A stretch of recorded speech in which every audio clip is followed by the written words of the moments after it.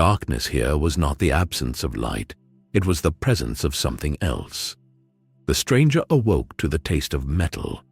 It coated his tongue, thick and sour, like licking the flat of a rusted blade. He lay on his back, staring up at a sky that was wrong. It was not the crisp white of Fimble winter, nor the azure of the Aegean. It was the color of a bruise, yellow, brown, and roiling. He sat up. The movement was difficult. His limbs felt heavy, not with fatigue, but with a strange magnetic resistance, as if the air itself was trying to hold him down. He looked at his hands. The ash settling on his pale skin wasn't snow. It was gray, flaky, and warm. "Boy?" The word scraped out of his throat, rougher than usual. Silence answered him, not the silence of peace, but the silence of a grave. He stood. The ground beneath his boots was slick, glass, miles of it. He stood in the center of a perfect concave bowl, the earth scooped out by a hand larger than any titan he had ever butchered.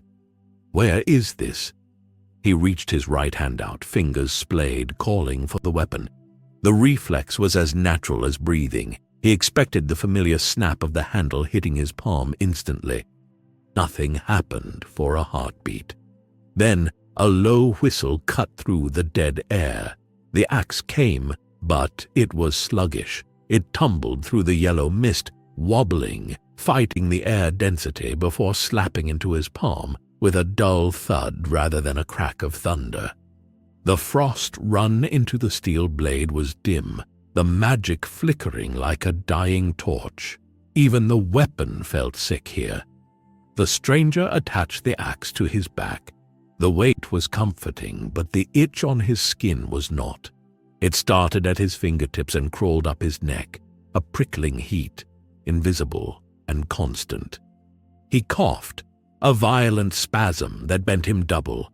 He spat into the glass at his feet. The spittle was black.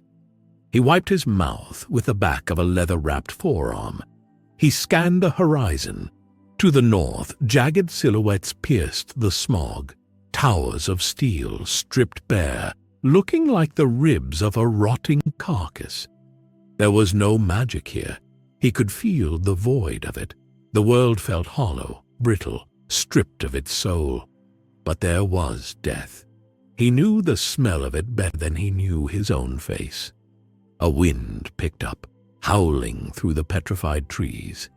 It carried a sound he had never heard before. A rapid, rhythmic clicking, like 1,000 tiny insects chattering in unison. Click, click, click, click. The stranger narrowed his eyes. He did not know this enemy, but he knew the feeling of being hunted. He took a step forward, his boot crunching on the glass. The sound echoed too loud in the emptiness. He began to walk, not toward the light, but toward the ruins. If there were gods here, he would find them, and if they were responsible for this poison in the air, he would kill them. The ground changed underfoot. The glass of the crater gave way to a hard black stone, cracked like a dry riverbed. It was unnatural, too flat, too uniform, painted with faded yellow lines that meant nothing to him. The stranger walked through a graveyard of iron shells.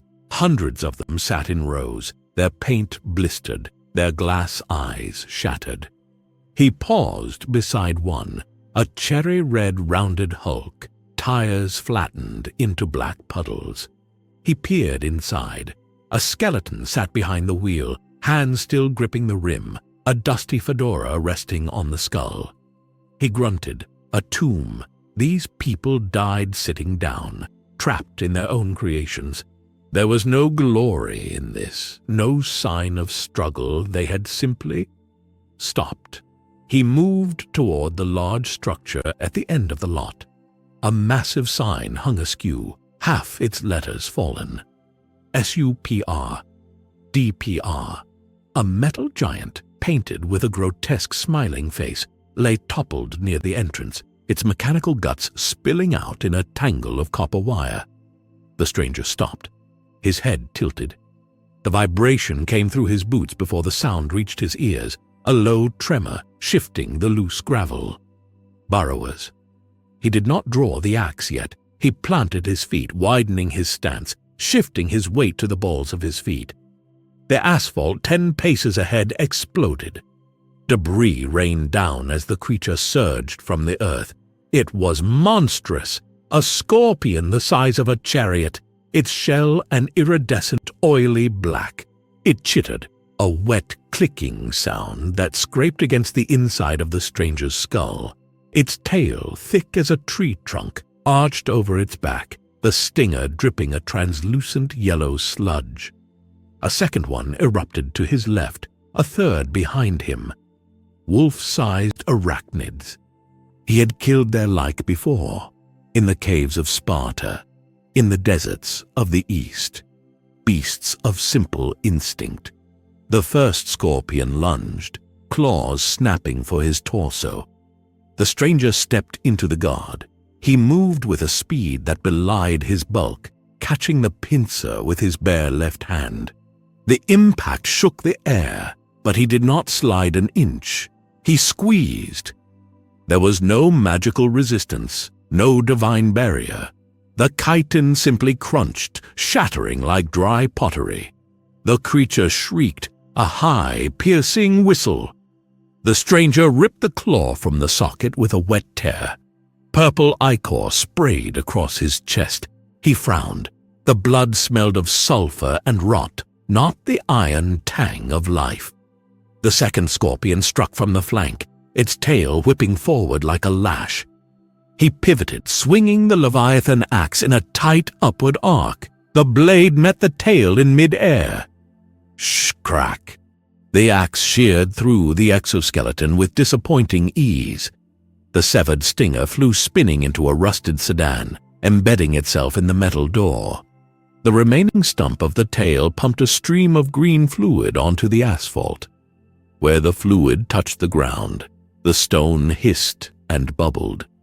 Poison. The third creature hesitated. It skittered backward, mandibles clicking furiously. It sensed the predator it had unearthed. The stranger did not wait. He hurled the axe. The weapon spun, a blur of frost and steel, and buried itself deep in the creature's face, splitting the carapace down to the thorax. The scorpion collapsed instantly, legs twitching in a final nerves-firing spasm. He recalled the axe. It returned to his hand, dripping with the vile green slime. The frost runes on the blade hissed, fighting to freeze the acidic blood. The maimed first scorpion, now one-clawed, tried to retreat into its hole. The stranger was upon it in 2 strides. He leaped, bringing his heel down on the creature's head. The skull collapsed with a sound like a melon being crushed by a hammer. Silence returned to the parking lot, save for the hissing of the acid eating into the road. The stranger stood amidst the carnage, breathing steadily. His heart rate had barely risen. He looked down at his armor. The purple blood was staining the leather, but it was the green splatter on his shoulder guard that drew his eye. It was smoking. He wiped it off with a grimace. The leather beneath was discolored, eaten away. He looked at the corpses. When he killed monsters in his home, they dissolved into ash or burst into energy, returning to the source of magic. These things just lay there, meat and shell, rotting in the sun. He kicked the severed claw. It was light, hollow. "Vermin," he muttered. He looked up at the super-duper mart. The giant mechanical man with the smiling face seemed to mock him. His world was not built on myth. It was built on waste. The creatures here were not sent by gods to test him. They were mistakes, errors in the design of nature. He felt no satisfaction in the kill, only the lingering metallic taste in his mouth and the realization that his axe was already duller than it had been an hour ago. He turned his back on the dead things and walked toward the broken glass doors of the market. He needed water, and he needed to wash this filth from his skin. The sun began to dip, painting the sky in violent shades of bruised purple and orange. The stranger followed the shadow of the great elevated road. It stretched above the tree line, a bridge to nowhere, supported by concrete pillars that were slowly crumbling into dust. He smelled them before he saw them. Unwashed bodies, rotting meat, the acrid chemical tang of burning rubber. A makeshift ramp of piled rubble and flattened car doors led up to the highway deck. He ascended slowly, his footsteps heavy and deliberate. He made no attempt at stealth. In his experience, hiding only delayed the inevitable. At the top, the wind was stronger, whipping his beard against his chest. The camp was a chaotic nest of refuse. Tents made from blue tarps flapped noisily. A fire burned in a barrel, casting erratic shadows against a wall of stacked shipping crates. "Hold it right there, Smoothskin." The voice was high, cracked, and jittery. The stranger stopped. 3 figures emerged from behind the barricade of tires. They were small men, malnourished but wired with a frantic, twitching energy. They wore armor cobbled together from leather scraps and road signs. Their skin was covered in sores and crude tattoos. The leader, a man with a red mohawk and eyes that were dilated so wide they were almost entirely black, stepped forward. He held a weapon, a rust-pitted tube attached to a wooden stock, wrapped in duct tape. He leveled it at the stranger's chest. "That's far enough," the raider spat, licking his lips. "You took a wrong turn, Grandpa." The stranger's golden eyes swept over them. He assessed the threat in a heartbeat. Poor stance, shaking hands, weapons that looked like toys scavenged from a junk heap. They were not warriors, they were scavengers. "I seek passage," the stranger rumbled. His voice was a tectonic grind, deeper than the wind. "Nothing more." The raider laughed, a manic hyena-like sound. "Passage! You hear that, boys? He seeks passage." The other 2 raiders flanked him, raising similar rusted tubes. One wielded a baseball board driven through with nails. "Passage costs, old man," the leader sneered. He gestured with the barrel of his weapon towards the stranger's back. "That axe, it's shiny, real steel, and that armor looks like genuine leather. Hand it over. Maybe we let you walk back down, naked." The stranger adjusted his grip on the strap across his chest. He could feel the weight of the Leviathan Axe, the cold comfort of the handle. But he remembered the acid blood in the parking lot. The blade was already etched. He would not dull it further on filth like this. "You do not want this," the stranger said softly. "Step aside." The leader's face twisted. The chemical courage in his veins spiked. "Don't tell me what I want. I want your caps, I want your gear, and I want to see you bleed." He pulled the trigger. Crack! The sound was shockingly loud, a sharp, flat snap that echoed instantly off the concrete barriers. The stranger flinched. He felt a sudden, sharp impact against his left pectoral. It was not the heavy blow of a hammer or the piercing bite of an arrow. It was a sting, hot and fast, like a hornet of lead. He looked down. There was a small hole in his leather strap. A bruised welt was rising on the pale skin beneath, a trickle of blood navigating the gray ash on his chest. He touched the blood. He looked at the raider. "You drew blood," the stranger said. The statement was not a compliment. It was a sentencing. The raider's eyes widened. He had shot a man at point-blank range, and the man was just standing there, looking annoyed. "Kill him! Drop him!" the leader screamed, frantically racking a bolt on the side of his weapon. Crack-a, crack-cock, crack! The other raiders opened fire. The air filled with a deafening report of ballistic weapons. The stranger raised his gauntleted forearms, covering his face. The bullets sparked against the golden fleece of his bracers, flattening into harmless lead discs. Others struck his shoulders and thighs, stinging, tearing the fabric of his skirt, but failing to penetrate the dense divine muscle beneath. They were like hail, annoying, insulting. The stranger dropped his guard. The barrage paused as the primitive weapons clicked empty or jammed. He moved. He did not draw the axe. He lunged forward, covering the 20 feet between them in a blur of motion that the human eye could barely track. The leader was still fumbling with his jam when the stranger's hand closed around his throat. The stranger didn't squeeze. He thrust. He drove the raider backward, lifting him off his feet, and slammed him into the corrugated metal wall. The impact was so violent, the metal buckled inward. The raider's spine snapped with a wet crunch that was audible even over the wind. The man went limp instantly. The stranger dropped the body and turned. The raider with the nail board swung, a clumsy overhead arc. The stranger caught the wood in mid-air with his left hand. He didn't wrench it away. He punched through the wood with his right fist. Splinters exploded. His fist continued its trajectory, connecting with the raider's face. There was no resistance. The raider's head snapped back, the neck failing instantly. He crumpled like a puppet with cut strings. The third raider, the youngest, dropped his pipe pistol.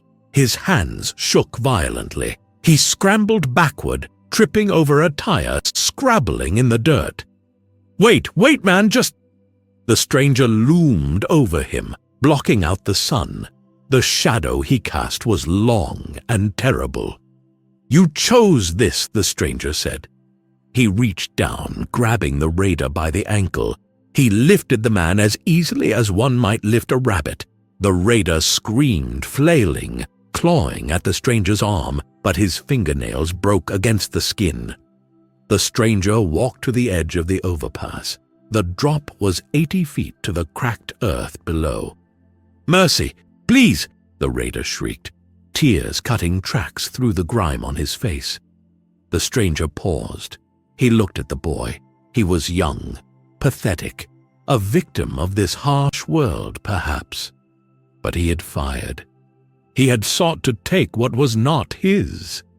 "Mercy," the stranger repeated, testing the word.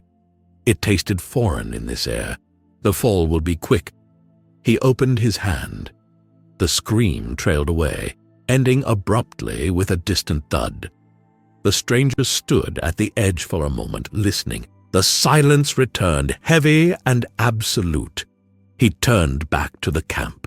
He rubbed the welt on his chest. It was already fading, the divine healing factor knitting the bruise, forcing the lead fragment out of his skin. He spat on the ground near the leader's corpse. "Weak," he grunted. He stepped over the body and moved deeper into the camp. He needed to find where they kept their supplies, but more importantly, he needed to understand why men in this world fought with such desperate, hollow fury. They fought not for honor, nor for conquest. They fought like starving dogs over a scrap of meat. He approached the main structure, a shack built of rusted siding. He could hear something inside. Not a threat, a heartbeat, small and fast. The door to the shack was a piece of corrugated tin on rusted hinges. The stranger didn't use the handle. He placed the flat of his boot against the metal and pushed. The hinges shrieked in protest before tearing free from the frame. The door clattered onto the floor inside. He stepped over it, ducking his head to avoid the low ceiling of the fuselage. The smell hit him immediately. It was a dense, suffocating odor. Not the clean rot of a battlefield, but the domestic filth of men who lived like rats. It smelled of unwashed bodies, spoiled food, and a sweet burning herb that coated the back of his throat. The room was a shrine to scavenging. Shelves made of planks and cinder blocks were crammed with useless trinkets, plastic toys, cracked glass bottles, stacks of paper money that held no value, and headless dolls. A dirty mattress lay in the center, surrounded by small red plastic tubes that looked like medical injectors. The stranger ignored the clutter. His eyes scanned for threats. There were none. The room was empty of warriors. But it was not uninhabited.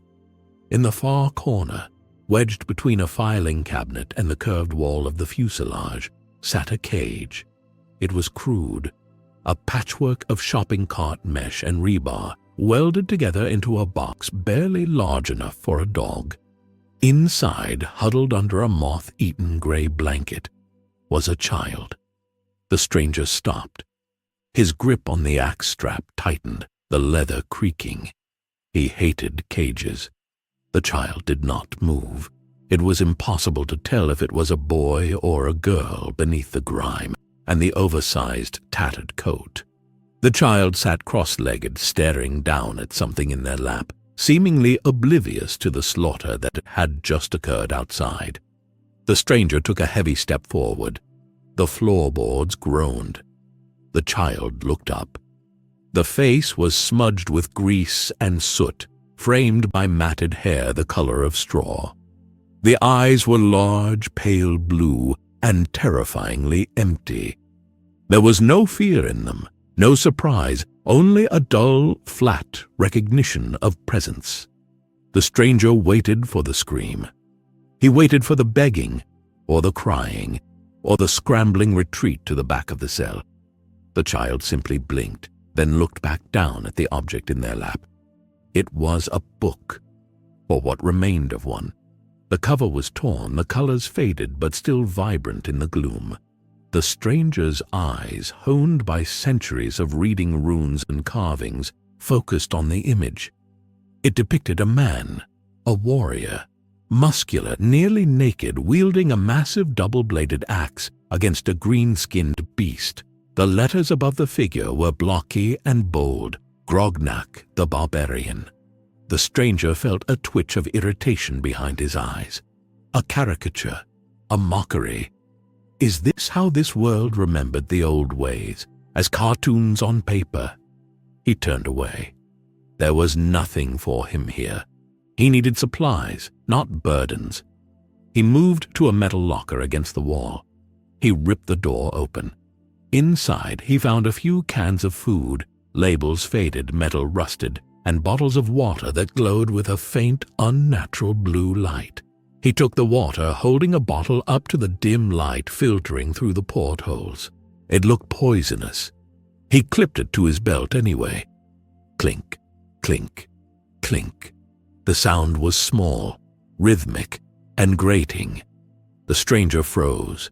He turned his head slowly. The wind was blowing through the open doorway, drafting through the fuselage.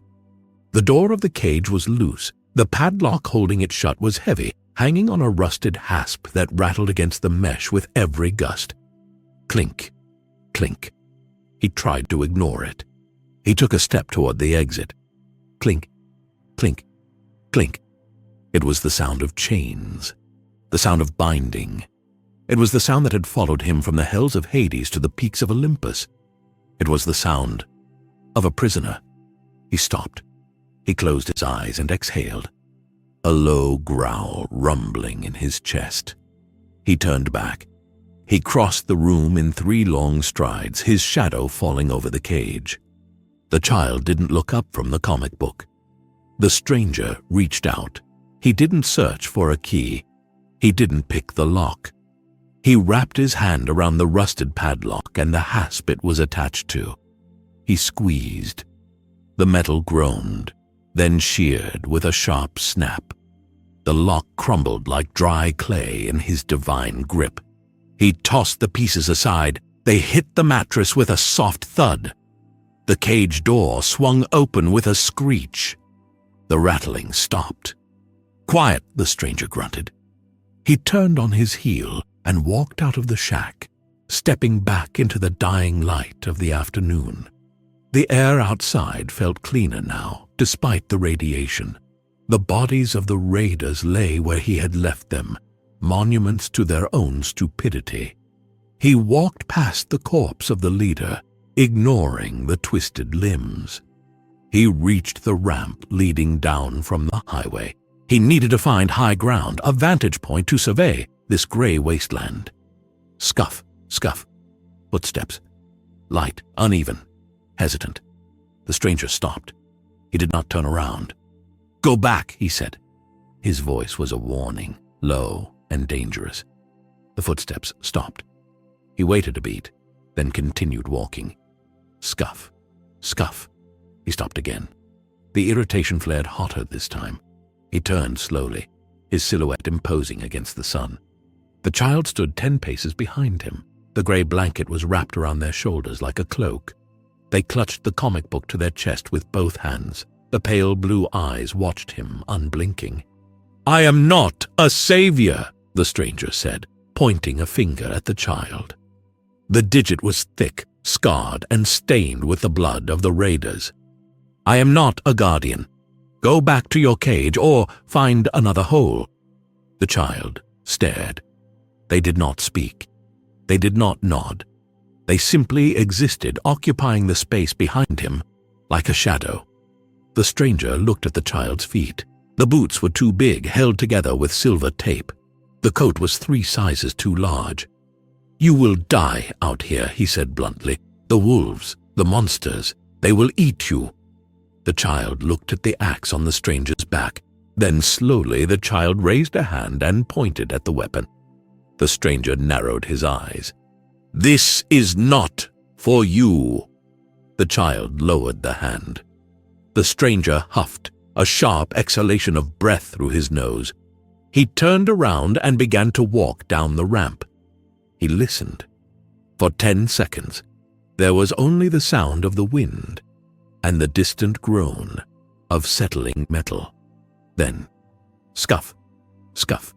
He did not stop this time. He did not look back. He simply adjusted the strap of the axe, shifting the weight to a more comfortable position. If the thing wanted to follow, let it follow. It would tire. It would thirst. It would realize that walking in his shadow offered no shade, only cold. They walked in silence, a god of war and a ghost of the wasteland, descending into the long shadows of the iron wilderness. The wind in this place did not bite like the winds of Fimbulwinter. It eroded. The stranger walked with his head bowed against the gale. The sand here was not clean silica. It was pulverized concrete, rust and bone. It found every gap in his armor. It ground into the creases of his leather spaulders, worked its way under his bracers, and settled like ground glass against his skin. Every movement was accompanied by a microscopic friction, a constant gritty chafing that tested his patience more than any blade. He adjusted the axe on his back. Even the mechanism of the Leviathan felt stiff, the precise dwarven engineering clogged with the dust of a dead world. He stopped to empty his boot for the 3rd time in an hour. As he balanced on one leg, shaking the ash from the heavy leather tread, he scanned the path behind him. The small figure was still there. The child, the thing as the stranger had taken to calling it in his mind, was 50 paces back. It trudged doggedly through the soft drifts, the oversized boots leaving deep, dragging furrows. The gray blanket was pulled tight over its head, shielding it from the sandstorm. The stranger scowled. He had walked for 2 days without stopping, setting a pace that would kill a horse. He had climbed vertical rock faces. He had waded through sludge that burned. Yet every time he stopped, the thing was there, silent, persistent, haunting him. He slammed his boot back onto his foot and stomped it down. "Go back!" he roared, his voice cracking slightly from the dry air. The wind tore the words away instantly, but the intent was clear. The child stopped. They stood like a statue in the storm, leaning into the wind, waiting. "There is no food," the stranger shouted, gesturing to the empty wasteland. "There is no water. I walk to war. You walk to death." The child did not move. The stranger snarled and turned away. If it wanted to die, let it die. He had saved it from the cage. The debt was paid. He owed this world nothing. He pressed on. The thirst was becoming a problem, and his throat felt like it was lined with wool. The water he had taken from the raider camp was gone, consumed in the first few hours to combat the strange burning fever that came and went in waves. His divine physiology was fighting a war on a cellular level, burning energy to knit cells that were being unraveled by the invisible poison. He needed fuel. By midday, the wind died down, replaced by oppressive, shimmering heat. The stranger crested a dune and saw it. In the valley below, amidst a cluster of petrified trees, sat a concrete trough. It was old, cracked, but it held liquid. The sun glinted off the surface, water. His instinct was to rush. His body screamed for it. But the soldier in him forced caution. He descended the slope, sliding down the loose ash, his eyes scanning the perimeter for ambush. There were no beasts, no raiders, just the silence and the trough. He reached the edge. The water was clear, surprisingly clear. It didn't have the green sheen of the puddles in the crater. It looked cool, inviting. He knelt, the sand crunching under his knees. He cupped his hands, preparing to bring the liquid to his lips. Thwack! A stone hit his pauldron. It bounced off the golden fleece with a dull ping and landed in the water, sending ripples across the glass-like surface. The stranger froze. The rage flared instantly, hot and red. He spun around, hand reaching for the axe handle. The child stood at the top of the dune. They were panting, chest heaving, arms still extended from the throw. "Boy!" the stranger bellowed, rising to his full height. "You test my patience!" The child scrambled down the dune, almost tripping in their haste. They didn't run away. They ran toward him. The stranger paused, confused by the lack of fear. The child stopped 5 feet away, frantic, waving their hands in a sharp, cutting motion. "No." The stranger looked at the child, then at the water. "It is water. I require it. Come." The child shook their head violently. They pointed to the trough, then pointed to the sky. Then they crouched down and picked up a handful of sand. They let it fall through their fingers.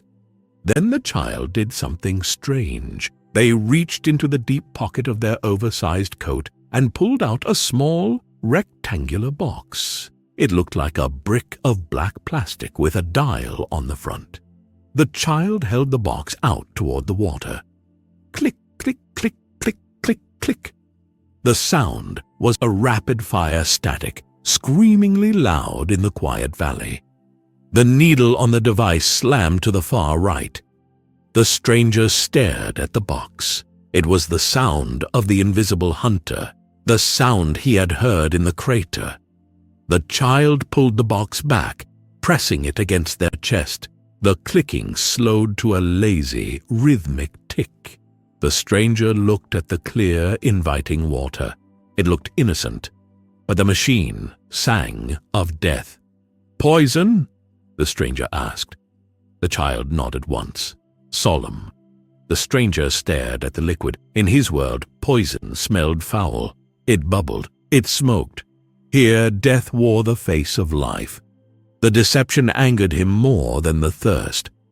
He stood up, wiping his dry hands on his skirt. He looked at the child, really looked at them for the first time since the cage. Under the grime, the kid was gaunt. Their lips were cracked and bleeding. They were just as thirsty as he was, perhaps more so. Yet they had spent the energy to run, to throw the stone, to stop him. "Why?" the stranger grumbled. The child didn't answer. Instead, they turned and pointed toward a cluster of rocks further east, near the base of a collapsed billboard. The child began to walk toward the rocks. They didn't look back to see if he was following. The stranger hesitated. He looked at the poisonous water one last time. then spat into it. He followed. At the base of the billboard, shielded by the twisted metal, grew a patch of strange bulbous plants. They looked like cacti, swollen and ugly, covered in thick needles. The child knelt beside one. They pulled a knife, a crude shiv made from a sharpened piece of scrap metal, from their boot. With practiced efficiency, the child sliced the top off the cactus. Inside, the flesh was white and pulpy. The child carved out a chunk and held it up. Moisture glistened on the fiber. The child offered it to him. The stranger looked at the offering. It was a meager scrap, a pathetic morsel for a god. He took it. He bit into the pulp. It was bitter, fibrous, and tasted faintly of dirt. But it was wet. He chewed, swallowing the juice, feeling it soothe the sandpaper in his throat. He watched the child carve a second piece for themselves, eating it quickly, eyes darting around the horizon, watching for threats. The kid wasn't a warrior. They had no strength. A gust of wind could knock them over. But they saw what he could not. He saw the world as a battlefield of mass and force. The child saw it as a minefield of invisible traps. The stranger finished the pulp and tossed the rind aside. "Adequate," he muttered. He stood up, brushing the sand from his knees. He looked down at the child, who was wiping their knife on their coat. "You have the device," the stranger said, gesturing to the pocket where the clicking box was hidden. The child patted the pocket. "Walk in front," the stranger commanded. The child froze, looking up at him. "If the air clicks," the stranger said, pointing his finger forward, "you stop, you point." A flicker of something crossed the child's face, not a smile. Smiles seemed extinct here, but a tightening of resolve, a purpose. The child nodded. "Move," the stranger said. The child scrambled to their feet and took point, marching 10 paces ahead. The stranger fell in behind. The sand still ground between his armor plates. The wind still chafed his skin. But now he watched the small back in the oversized coat, listening for the rhythm of the machine, navigating the iron wilderness not as a conqueror, but as a survivor. The walls of the city were not built of stone. They were built of ghosts. The stranger stood at the base of the rampart, his neck craning back to take in the structure. It was a chaotic mosaic of the old world. Curved white panels, shattered portholes, and tail fins bearing faded logos were riveted together with rusted iron sheets. It looked fragile to him. A single blow from a titan would shatter it like an eggshell. Yet, to the people of this wasteland, it was a fortress. "Halt!" The shout came from above. The stranger lowered his gaze. 20 feet up, a walkway had been bolted onto the side of a fuselage. 2 figures looked down at them. They wore helmets made from buckets and chest pieces crafted from license plates. Their weapons, long, cobbled-together rifles, were trained on the stranger's chest. "State your business, drifter," the guard on the right called out. His voice was muffled by a gas mask. The stranger did not answer immediately. He was calculating the trajectory. The distance was trivial. A single throw of the Leviathan Axe would sever the support strut of the walkway, bringing both men down. "We seek entry," the stranger rumbled, "and trade." "Trade?" The guard laughed, a distorted, static-filled sound. "You look like you walked out of a history book, big man. We don't trade with tribals, and we definitely don't let mutants in. Clear out before we open up." The stranger's hand twitched towards his back.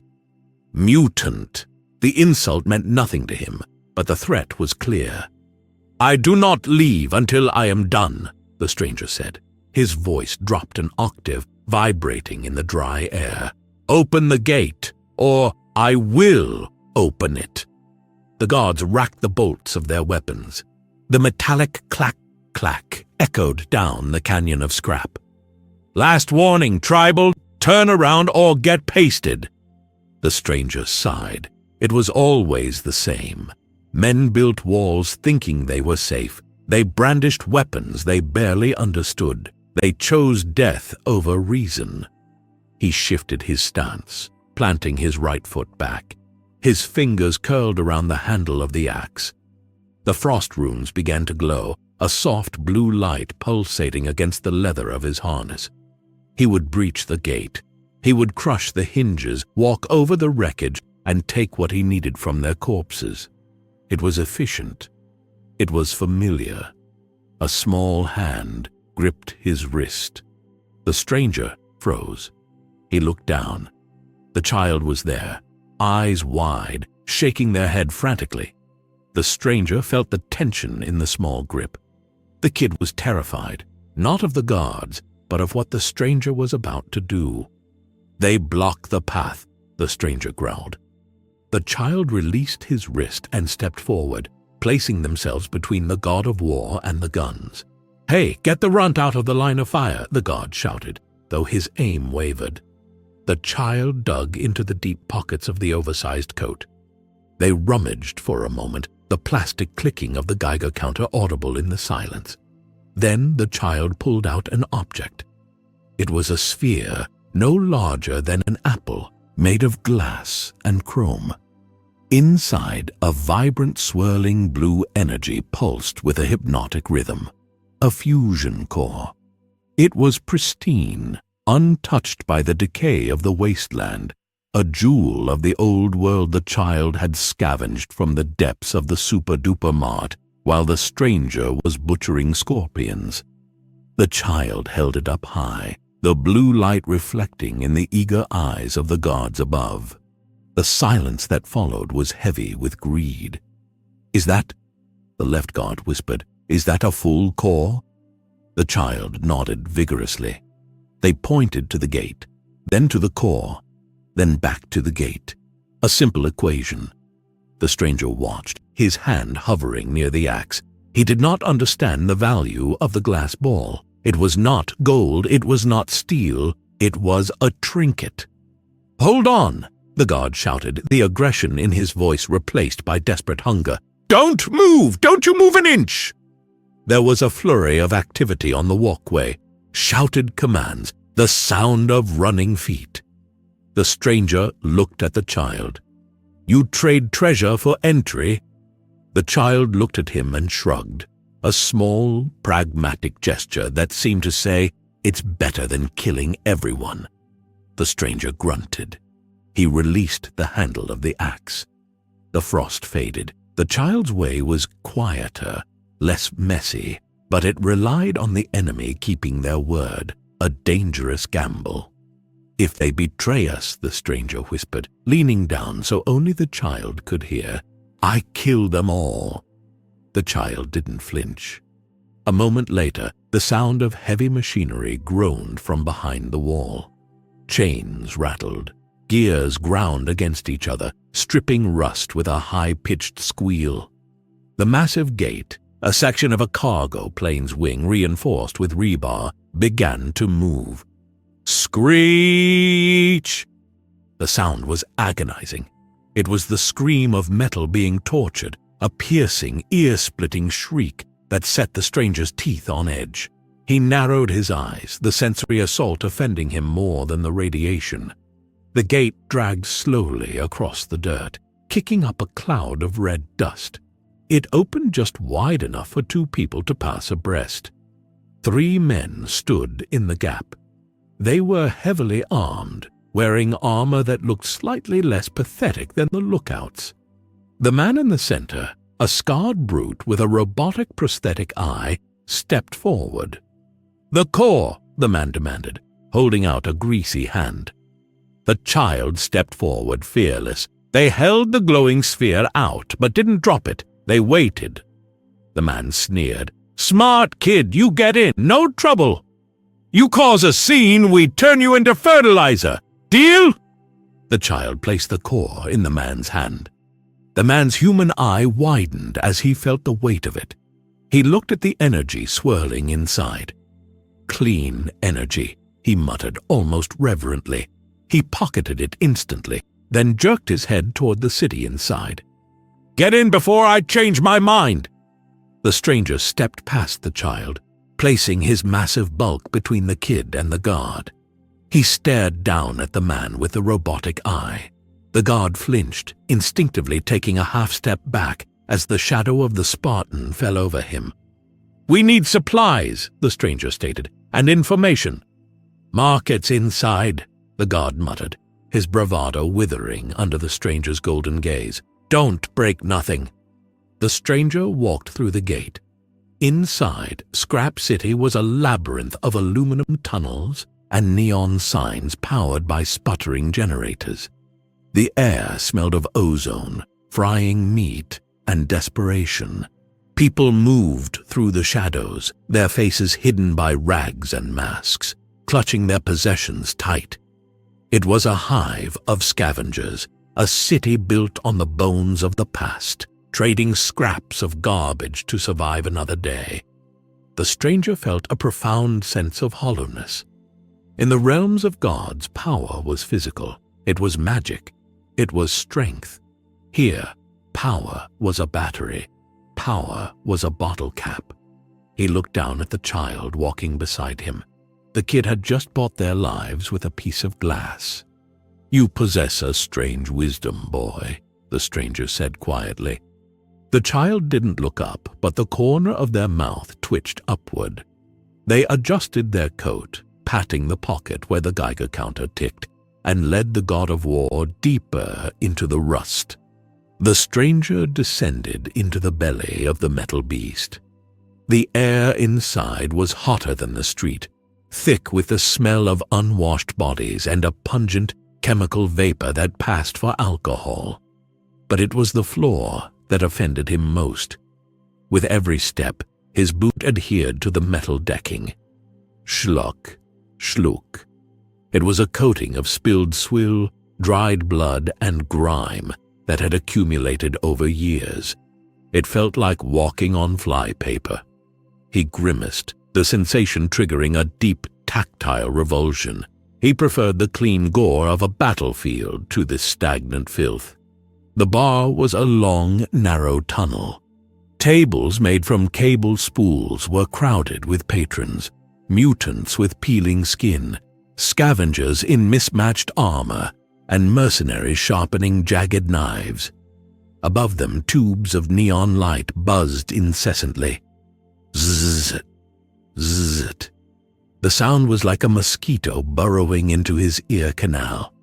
The light flickered between pink and green, casting the patrons in nauseating, strobe-like flashes. The stranger had to stoop to avoid hitting his head on the overhead bins.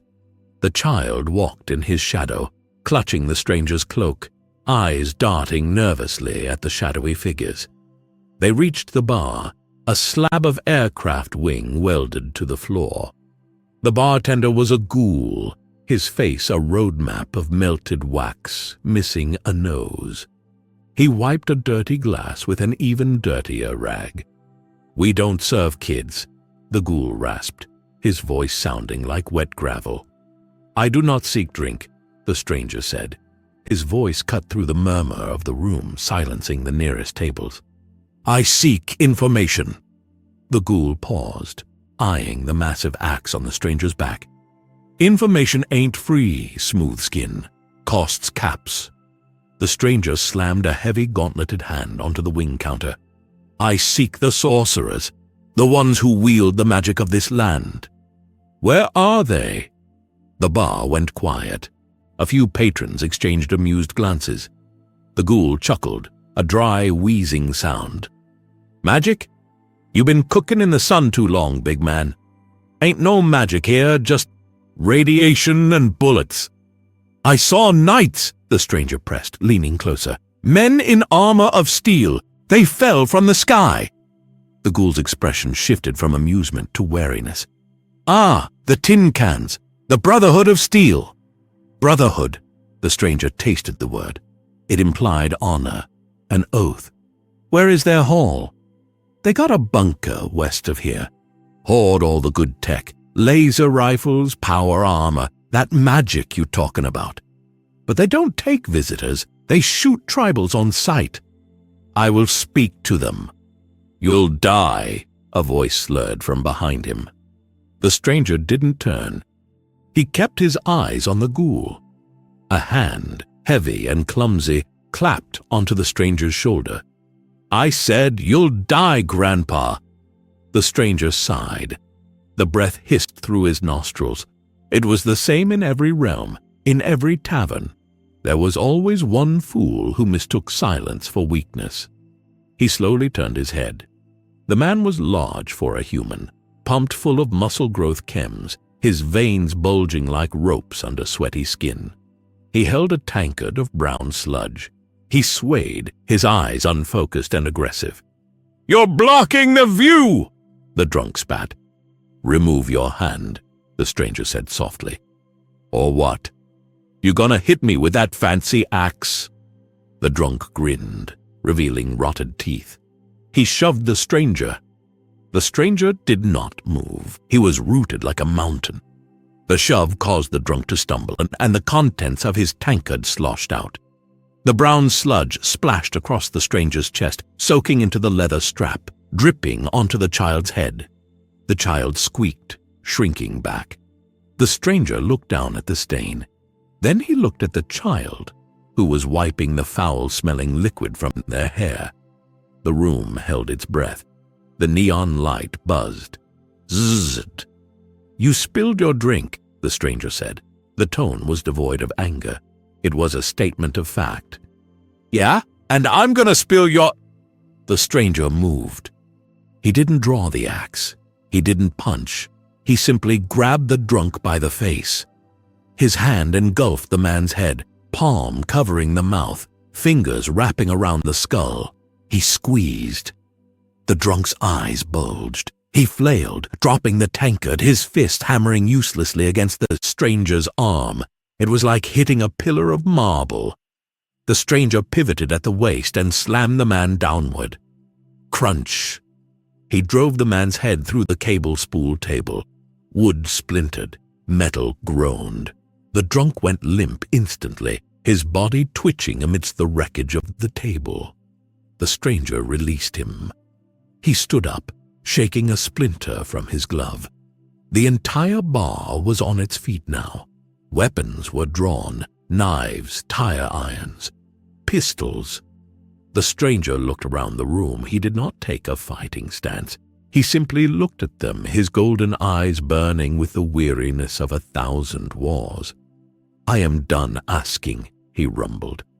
He looked at the ghoul bartender. "West?" The ghoul swallowed hard, nodding slowly. "West. Follow the old power lines. Can't miss it." The stranger grunted. He reached down, grabbed a rag from the counter, and gently wiped the sludge from the child's hair. "Come," he said to the boy.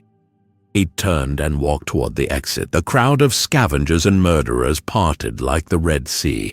They watched the massive warrior pass, terrified by the casual, efficient violence they had just witnessed. The stranger walked out into the cool night air. His boots made a final sticky schluck as he left the fuselage. "Honorable knights," he muttered to himself, looking west toward the dark horizon. "We shall see." He hoped they were better men than the filth in the tavern, but experience had taught him that armor often hid the rot, rather than protected against it. The stranger did not understand this place. They had ascended 10 flights of stairs to bypass a collapsed highway. Now they walked through a vast open room divided by half walls of fabric and plastic. It was a labyrinth of triviality. He paused at one of the partitioned squares. A desk, a chair, a small rectangular frame holding a faded picture of a woman and a dog, a cup with words he could not read. "Number 1, Dad." "What is this temple?" the stranger asked, his voice low. The child looked around, clutching the Geiger counter, which clicked lazily. The kids shrugged, mimicking a typing motion with their fingers on a dusty keyboard. "Scribes," the stranger deduced. "A hall of records." He ran a gloved finger along a stack of paper. It disintegrated instantly into gray fluff. The fragility of this world continued to disappoint him. Everything was made of dust and rust. Then he heard it. It came from the darkness of the suspended ceiling tiles above. A sound like dry leaves skittering across stone. A rasping, friction-filled noise. Shh-cush. The stranger stopped. He held up a hand, halting the child. "Still," he commanded. The sound multiplied. It was not the heavy footfall of a warrior, nor the mechanical whine of a machine. It was the sound of something withered dragging itself forward. Rasp, hiss, rasp. A ceiling tile 10 feet away crumbled. A body fell through, hitting a desk with a sickening wet thud, scattering clouds of dust. The creature that rose from the debris was humanoid, but it was not a man. Its skin was the color of dried mud, peeling away in strips to reveal raw red muscle beneath. It had no nose, just 2 dark slits. Its eyes were clouded with white cataracts, wild and seeing nothing. It opened its mouth, no tongue, just a dark void. Gay. The sound was like paper tearing, a dry, throat-shredding groan that lacked all humanity. The stranger frowned. He reached for his axe. "Draugr," he whispered. The creature screamed, a high, piercing shriek, and lunged. It moved with a terrifying, jerky speed, limbs flailing. It did not fight with technique. It threw itself at him like a wild animal. The stranger stepped aside, letting the creature crash into a filing cabinet. Suddenly, the room came alive. From the shadows of the cubicles, from the stairwell, from the vents, they poured out. Dozens of them, a tide of rotting flesh. They wore the tattered rags of suits and ties, the uniforms of the scribes who had died here. "Stay back!" the stranger barked at the child. The child scrambled under a heavy oak desk, curling into a ball. The stranger drew the Leviathan Axe. The frost rune flared, casting a blue light over the gray room. The first wave hit him. He swung the axe in a wide horizontal arc. The blade caught 3 of them in the midsection. There was no resistance, no spark of steel against bone. The bodies simply came apart. Dry limbs flew, dust puffed into the air. He expected them to rise again like the undead of his homeland. But they did not. They lay twitching, bleeding that same dark, foul sludge. They were not magic. They were sick. A ghoul leaped onto his back, teeth snapping at his neck. The stranger reached up, grabbed a handful of peeling flesh, and ripped the creature off. He slammed it into the floor. The impact shattered its skull like a hollow gourd. He looked down at it. The creature clawed at the carpet, trying to reach him even with a broken neck. Its eyes were empty. There was no soul there, no mind, just a hunger that had outlived the body. "Pathetic," the stranger grunted. He moved through the room, a whirlwind of efficiency. He did not use his rage. He did not shout. This was not combat, it was landscaping. He cleared them as one would clear brambles. Chop, sever, crush. The dry groans filled the air, a chorus of misery. Gah! Gah! He kicked a ghoul through a window, watching it plummet to the street below. He decapitated another with a flick of his wrist. Within a minute, the room was silent again, save for the wet panting of the dying. The stranger stood in the center of the carnage. He was not winded. He was not injured. He felt a profound sense of pity. One ghoul remained. It had lost its legs to his axe. It dragged itself across the carpet toward him, its fingernails digging into the floor, leaving trails of blood. It hissed, jaws snapping at his boot. The stranger looked at the creature. It wore the tattered remains of a blue dress. A necklace with a locket hung from its necrotic neck. It was not a monster. It was a victim, a prisoner in its own rotting flesh. The stranger knelt. The ghoul snapped at his face, but he did not flinch. He looked into the white, blind eyes. "You are broken," he said softly. He placed his large hand on the creature's head. "Sleep." He pushed. A sharp crack echoed through the office. The creature went still. The rasping stopped. The stranger stood up. He wiped his hand on his loincloth. "Boy!" he called out. The child crawled out from under the desk, eyes wide, staring at the piles of bodies. The kid looked at the stranger, then at the dead woman in the blue dress. The child made a gesture, tapping their temple, then shaking their head. "Gone in the head." "Yes," the stranger agreed. "They were already dead. I only confirmed it." He rehooked the axe to his back. The weight of it felt heavier now. In his old life, he killed to survive or to avenge. Here, he killed to put things out of their misery. It was a different kind of burden. "We leave this place," the stranger said, stepping over the corpses. "The dead should stay dead." He walked toward the exit, the sound of tearing paper silenced, leaving only the wind howling through the shattered windows of the tower. The sun was setting behind the canyon walls, casting the valley in deep, cold shadow. The stranger stood before the chain-link fence, his hands resting at his sides. "This is the place?" he asked. The child nodded, clutching the Geiger counter. The needle was steady here, but the air felt heavy with a different kind of pressure. Watching eyes. "It is silent," the stranger noted. "Too silent." Then the sky tore open. It started as a distant thrumming, a rhythmic beating of the air that vibrated in the stranger's chest. Thrum, thrum, thrum. It grew louder, rising to a deafening roar. The stranger looked up. A machine descended from the clouds. It was ugly, bulbous and gray, with rotating wings that sliced the air. It looked like a dragonfly forged by a mad blacksmith. "Dragon?" the stranger asked, his hand drifting to the axe. The child shook their head. "Machine." The vessel flared its engines, kicking up a cyclone of dust and gravel. It touched down 50 yards away, its landing gear groaning under the weight. The side doors slid open with a pneumatic hiss. They marched out. 4 of them. They were giants, nearly as tall as the stranger, encased in hulking suits of gray armor. The plating was thick, riveted, and scarred. Pistons hissed with every step. Their helmets were faceless buckets with glowing headlamps for eyes. "Steel golems," the stranger murmured. He was not impressed. He had fought the Colossus of Rhodes. He had wrestled the automata of Hephaestus. These were clumsy imitations. The lead figure, distinguished by red stripes on the pauldrons, raised a bulky weapon, a Gatling laser.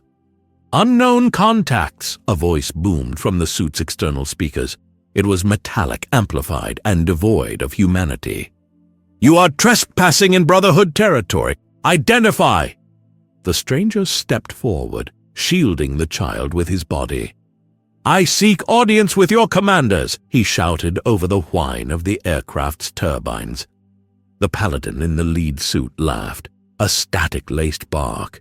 "Tribals don't get audiences. Drop your weapons and kneel.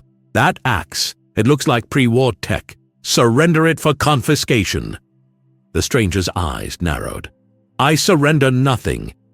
"Hostile confirmed," the paladin stated flatly. "Engage." The barrels of the Gatling laser began to spin. Whir. The stranger did not wait for the flash. He moved. He kicked a rusted oil drum toward them.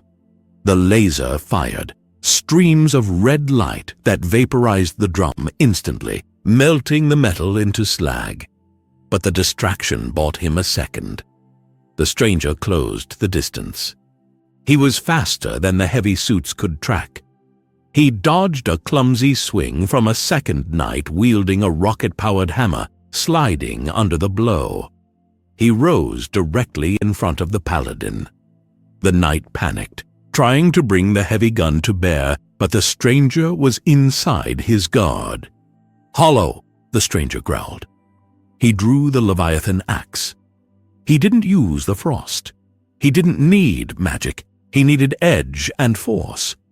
He swung, a two-handed horizontal cleave aimed at the paladin's midsection. The paladin didn't flinch. He trusted the T-60 composite plating. It was designed to stop tank shells. It was the pinnacle of human engineering. The axe hit the steel. Shrack! The sound was not a clang. It was a tear. The divine steel of the Leviathan, forged by the Huldra brothers to kill gods, met the irradiated alloy of the Wasteland. There was no contest. The blade bit into the armor plating like a hot knife through wax. Sparks erupted, a blinding, molten fountain of orange and white fire that showered over the stranger's face. The friction was so intense, the air shimmered with heat. The axe passed through the chest plate, through the hydraulics, through the man inside, and out the other side. The top half of the power armor suit slid slowly to the right. The cut edges of the metal glowed cherry red, dripping molten steel onto the desert floor. The man inside didn't even scream. The death was instantaneous. The massive torso hit the ground with a thunderous clang. The stranger kicked the legs over. Silence fell over the valley. The engine of the vertibird whined down. The other three knights stood frozen, their sensors struggling to comprehend the physics of what had just happened. They were looking at a man in leather and fur who had just bisected a tank with an axe. The stranger stood amidst the rising smoke, the heat radiating from the severed armor warming his skin. He flicked the axe, sending a spray of molten metal and blood onto the sand. He looked at the remaining knights. "Your shell is brittle," the stranger said, his voice calm, terrifyingly even. "Who is next?" The knight with the rocket hammer took a step back. The servos in his legs whined in protest. Fear, the stranger could smell it through the filtration systems. "Hold fire!" one of them shouted, voice cracking over the speaker. "Traveler, hold!" The stranger did not lower his weapon. He stood amidst the sparks, a demon of ash and war, waiting for them to realize they were not the predators here. "Take me to your leader," the stranger commanded. "Now!" The knights looked at the smoking remains of their commander. They looked at the axe. Slowly, awkwardly, the remaining three lowered their weapons. The illusion of their invincibility lay in two glowing, melting pieces at the stranger's feet. The air in the room was recycled. It tasted stale, devoid of the natural sense of earth or blood.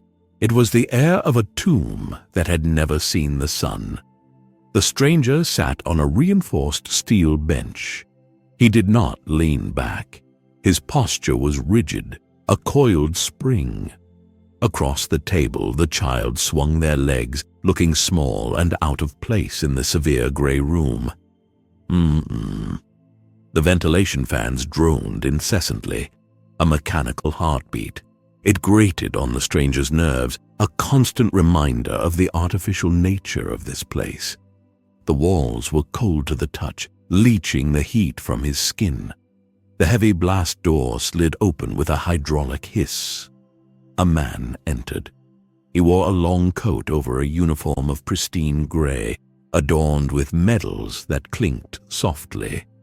He was older, his face lined with the stress of command, his hair cropped short. He did not wear a helmet. He was followed by two paladins, their power armor hulking in the doorway, weapons lowered but ready. The man sat opposite the stranger. He placed a dossier on the table. "I am Elder Vance," the man said. His voice was calm, calculated. "You killed a paladin commander today, ripped him open like a tin can." "He stood in my way," the stranger replied. His voice was deeper than the hum of the fans filling the small room. Vance nodded, unfazed.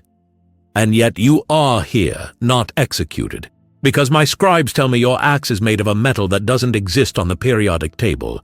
And your physiology, well, the Geiger counters scream when you bleed, but you don't die." The stranger said nothing. Vance leaned forward. "You want to go home. You asked about magic, about portals." The elder reached into his coat and pulled out a holographic projector. He set it on the table. A blue flicker of light sprang up, forming a rotating 3D image of a massive ring-like structure. The Institute built a prototype, a molecular relay, teleportation. We captured the schematics, but we lacked the power source to stabilize a long-range jump. The stranger looked at the blue ghost of the ring. It resembled the realm travel gates of the 9 realms. "It is a door. It is a bridge," Vance corrected, "across space, perhaps across dimensions. We don't know where you came from, Spartan, but this is the only key that fits the lock." "What is the price?" the stranger asked. He knew the ways of men. Nothing was given. Vance tapped the table. The hologram changed. It showed a topographical map of a quarry, deep and flooded. A red dot pulsed in the center. "There is a creature, a super-mutant behemoth. It has been hoarding technology, nesting in the quarry. It possesses a grav-drive core, a relic from a crashed Enclave ship.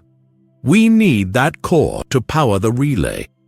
"You have an army," the stranger noted, glancing at the paladins. "Why do you need me?"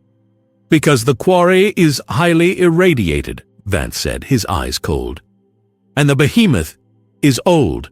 It has destroyed 3 squads. We cannot risk more knights."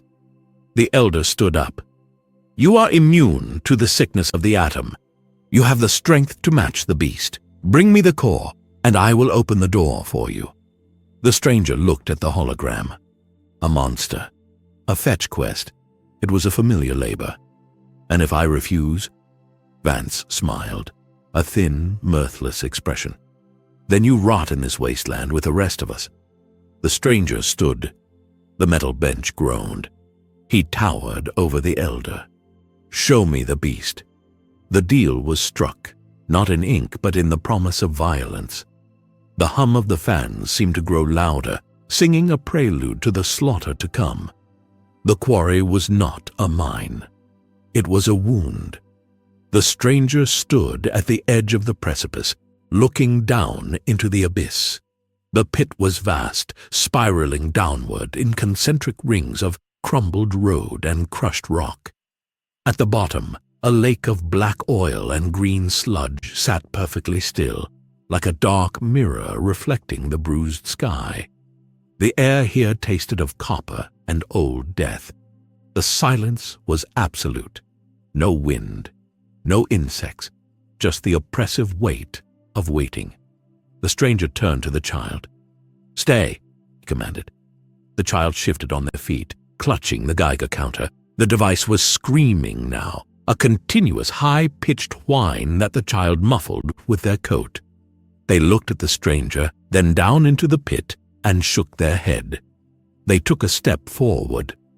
The stranger placed a hand on the child's chest. The contact was gentle but unyielding.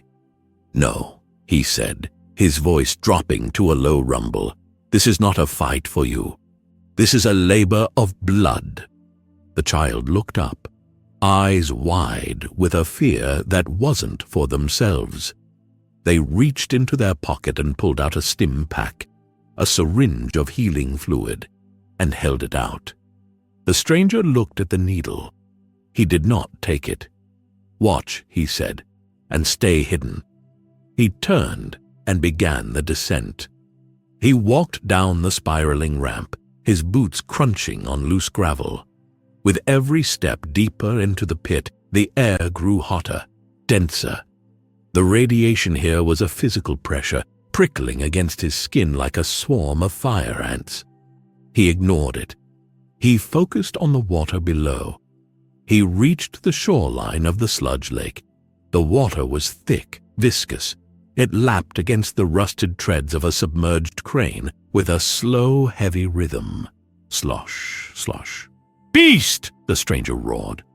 The sound echoed off the canyon walls, amplifying, rolling back and forth like thunder.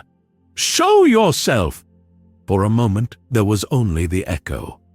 Then the water in the center of the lake began to bulge. It didn't splash. It rose, a massive displacement of liquid that sent waves crashing against the rocky shore.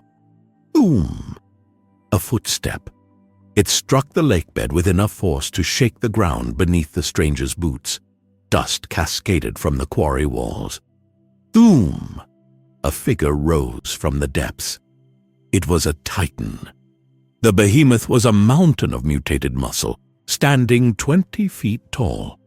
Its skin was a patchwork of green and gray, stretched taut over oversized bones. It wore a cage of shopping carts and car doors lashed together with chains as crude armor. A fire hydrant, still attached to a chunk of concrete, hung from its belt as a trophy. It dripped sludge as it stood to its full height, blotting out the moon. The creature's face was a ruin, a massive jaw under a protruding brow, eyes small and burning with a dim animalistic rage. It saw the stranger. "Small man!" the behemoth bellowed. The voice was deep, wet and distorted, like rocks grinding in a crusher. "You break! Quiet!" The stranger unhooked the Leviathan Axe. He did not feel fear. He felt a familiar cold focus. He had killed the Hecatonchires. He had slain Kratos. This was just another giant. "I am not a man," the stranger replied, stepping into the ankle-deep sludge. "I am your end." The behemoth roared, a sound that vibrated in the stranger's teeth. It reached behind its back, pulling a weapon from a sling made of truck tires. It was a fire hydrant welded to a rebar pole, a club the size of a tree trunk. Boom! The behemoth took a step forward, the water surging around its knees. The stranger widened his stance. The sensory world narrowed down to the weight of the axe in his hand and the thunderous rhythm of the monster closing the distance. Thoom! Thoom! The Titan of the Wasteland charged. The god of war prepared to meet it. The battle was a collision of eras. The crude brute force of the post-apocalypse against the refined, disciplined violence of Sparta. The stranger moved like a gale. He ducked under the massive swing of the rebar club, the wind of its passage whipping his beard. He pivoted, driving the Leviathan Axe into the behemoth's calf. The blade sank deep, biting into mutated bone. The behemoth roared, a sound of fury rather than pain. It kicked out a clumsy motion that the stranger easily sidestepped. "Slow!" the stranger spat. He leaped, catching the rusted cage armor on the creature's chest. He hauled himself up, climbing the giant as he had climbed the colossus. He drove a fist into the creature's jaw, snapping a tooth the size of a dagger. The behemoth stumbled back, splashing heavy waves of irradiated water onto the shore. It swatted at its chest, dislodging the stranger. The stranger landed in a crouch, sliding backward on the mud. He readied himself for the next charge. He was winning. The creature was bleeding. Its movements were slowing. But the behemoth did not charge. It reached into the hollowed-out carcass of a bus, submerged near the shore. It pulled out a device. It was clumsy, rusted, and painted with yellow warning stripes. A catapult of tubes and wires. A fat man. The stranger narrowed his eyes. A weapon of fire. He had faced fire before. He raised the golden fleece, bringing his gauntlet up to deflect the projectile. "Burn!" the behemoth gargled, its finger squeezing the trigger mechanism. "Whee!" The sound was comical. A high-pitched whistle, like a falling toy. A small, football-shaped shell arced lazily through the air. The stranger tracked it. It was slow. Too slow. He prepared to swat it aside with his shield, to send it back to the sender. The shell struck the ground 5 feet in front of him. He expected fire. He expected force. He did not expect the sun. Flash. There was no sound at first, only light. A white so pure, so absolute that it erased the world.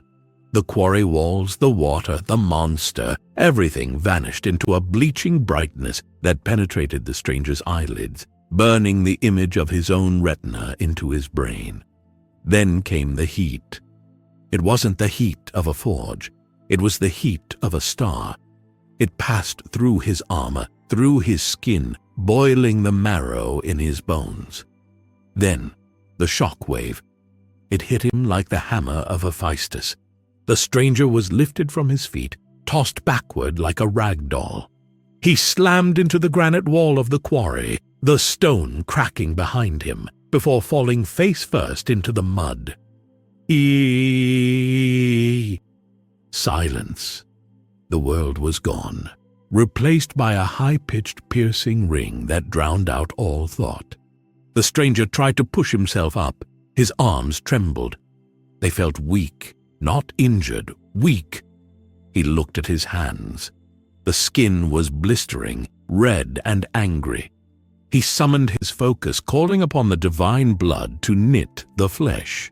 The familiar golden glow of regeneration flickered beneath his skin, but it turned green. The healing faltered. The cells were not knitting, they were unraveling. The radiation from the mini-nuke was not a wound to be closed, it was a corruption. It was tearing apart the very fabric of his godhood. He coughed. Blood splattered onto the gray mud. It was black and steaming. The ringing persisted, a singular note of agony. Through the blur of his vision, through the white spots dancing in his eyes, he saw the silhouette. The behemoth was laughing, a distorted booming sound that he felt in the ground rather than heard. The monster raised the rebar club high above its head. The stranger tried to summon the axe. His fingers twitched. The weapon lay 10 feet away, half buried in the sludge. It vibrated, trying to answer, but his will was fractured. He fell back onto one knee. The weight of the world was suddenly crushing. For the first time since he had arrived in this cursed land, the god of war felt mortal. The stranger's vision was a tunnel of gray fog. The ringing in his ears had dullness to it now, a suffocating blanket that muffled the world. He tried to stand, but his legs were water. The green sickness in his veins was heavier than any chain he had ever worn. It wasn't pain. It was an unwinding. His strength was evaporating into the radioactive air. Through the haze, he saw the mountain of flesh looming over him. The behemoth raised the concrete and rebar club, blocking out the sickly light of the moon. Finish it, the monster's posture seemed to say. Then a flicker of movement. Small, insignificant. The child ran out from behind the cover of the rusted excavator. They did not have a weapon. They held only a rock, a jagged piece of quarry stone the size of a fist. The child screamed, a thin, terrified sound that pierced the ringing in the stranger's ears. They threw the rock. It sailed through the air and bounced harmlessly off the behemoth's knee. The monster paused. It looked down, annoyed, like an elephant noticing a mouse. The behemoth growled, a low rumble of irritation, and swung its massive arm. It was a lazy backhand, a swat meant to clear the debris. The blow connected. The stranger watched in slow motion. The heavy green hand struck the small body. The child was launched backward, ragdolling through the air, and slammed into the rusted tracks of the excavator. The child crumbled. They did not move. The stranger stared at the small, still heap of rags. The ringing in his ears stopped. The gray fog in his vision did not clear. It ignited. It started in his stomach, a knot of heat that exploded outward. It raced through his veins, burning away the green sickness, boiling the radiation, consuming the poison as fuel. The weakness vanished, replaced by a pressure so intense he felt his skin might tear. The behemoth turned back to the stranger, raising the club for the final blow. "Die, little!" The stranger looked up. His eyes were no longer golden. They were fire. "Roar!" The scream was not human. It was not earthly. It was the sound of a tectonic plate snapping. It was the roar of a history drowned in blood. The shockwave of the shout alone blew the dust back from his kneeling form. The behemoth hesitated. The stranger exploded from the ground. He did not reach for the axe. He did not need steel. He was the weapon. He slammed into the behemoth's midsection with the force of a meteor. The 20-foot titan was lifted off its feet dangling in the air, breath wheezing out in a shocked gasp. The stranger drove him backward, his boots carving deep trenches into the bedrock. Crash! He rammed the behemoth into the quarry wall. The stone shattered, burying the creature's back in the cliffside. The stranger did not stop. A wreath of spectral flame, red and angry, licked at his shoulders. He punched. Boom! His fist connected with the behemoth's stomach. The impact ripple traveled up the creature's body, rupturing organs. Boom! A second punch. The behemoth's ribs shattered audibly. The monster, terrified, panicked. It tried to bring the Fat Man launcher down, to smash this demon with the metal mechanism. The stranger caught the launcher with one hand. The metal groaned. "Toy!" the stranger roared. He wrenched the weapon. The steel sheared. He ripped the heavy launcher mechanism straight off the behemoth's arm, tearing the leather straps and the mutant's flesh with it. He held the twisted lump of metal, the weapon that had burned him with the power of the sun. He raised it high. The behemoth raised its hands in a pathetic human gesture of surrender. No, no. The stranger brought the metal down. Crunch. He struck the behemoth in the face. The jaw disintegrated. Crunch. He struck again. The skull caved. Crunch. Crunch. Crunch. He did not stop when the creature slid down the wall. He did not stop when the head was nothing but pulp. He stood over the corpse, pounding the metal into the meat again and again, a piston of pure, unadulterated hate. The red rage blinded him to the radiation, to the pain, to the world. There was only the target and the destruction of the target. He let out one final guttural roar, slamming the twisted remains of the Fat Man into the chest cavity of the beast, burying it deep in the ruin of its heart. He stood there, heaving. Steam rose from his skin, a mix of sweat and the ionizing radiation burning off his divine aura. The red fire in his eyes began to dim, flickering out like a dying candle, leaving only the cold, hard gold beneath. The silence returned. But it was different now. It was the silence of fear. Even the radiation seemed to pull back from him. He dropped his hands. He turned slowly, his breath ragged, his body trembling as the adrenaline crashed. He looked toward the excavator, toward the small heap of rags. "Boy," he whispered. The word was fragile, terrifyingly soft in the carnage. The fire left him, and when the fire left, the cold rushed in. The stranger knelt on the stone floor of the cave. His breathing was a ragged, wet sound, rattling deep in his chest. The divine rage that had allowed him to pulverize a mountain had burned itself out, leaving his defenses shattered. The radiation he had ignored during the battle now flooded back with vengeance. He looked down at his hands. The veins were no longer blue. They were tracing intricate glowing green spiderwebs beneath his pale skin. His flesh felt hot to the touch, yet he was shivering violently. His teeth chattered, a sound he had not made since the depths of Helheim. Clack, clack, clack. He leaned his head back against the cold rock wall. The ceiling spun. Across the small fire, a meager pile of burning driftwood, the child lay curled on a bed of dry moss. The stranger had carried the small body here, cradled in one arm like a fragile bundle of sticks. The child was alive, bruised, battered, ribs likely cracked, but breathing. The stranger closed his eyes. He focused on his blood. He commanded it to heal. Mend, he willed. Purge. But the magic was silent. It was as if his body was trying to put out a forest fire with a cup of water. The sickness was not a wound, it was an environment. He was drowning in it. He coughed, his body seizing. Black bile spilled from his lips, splattering onto the limestone. It steamed in the cold air.